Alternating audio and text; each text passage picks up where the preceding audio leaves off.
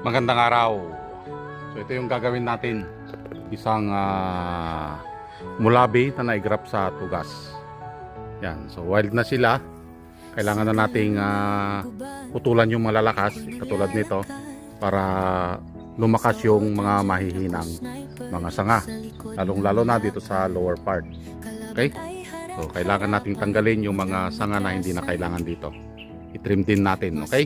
Para makita natin ulit yung ganda ng ating halaman. So let's start. Ako, di ako sumuko.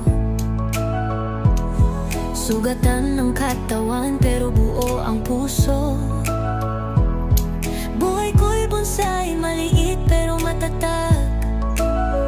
Bawat sugat, kwento ng isang tunay na tapang. Laban lang, walang iwanan.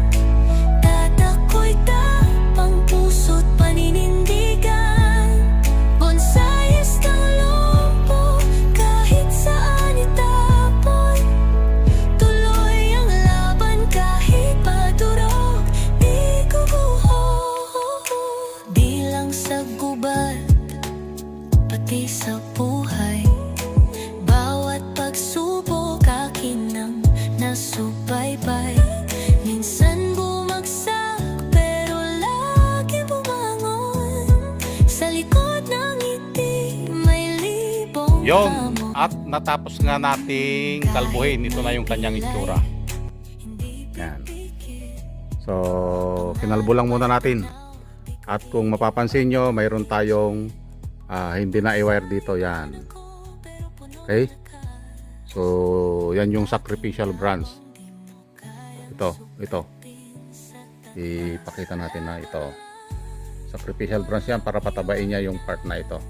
Okay? Dahil maliit pa siya. Okay? So ganyan lang muna yung ating bonsai materials na ito. Ito ay pinakapit natin sa bato. Yan. Okay? So ang ginagawa natin dito is pinapalaki muna yung mga sanga. Okay? Tsaka na lang natin i-layout ulit kapag ito ay nakuha na natin yung gusto nating laki dito sa mga sanga niya. Okay? Napaka-importante din ito. Okay? Papunta dito sa kabila. Yan. Itong ano na ito? Sanga. Kailangan nating palakasin ito. Kaya hindi natin tinanggal yung dahon. Okay? So, yun lang and happy bonsai sa ating lahat. Bye-bye.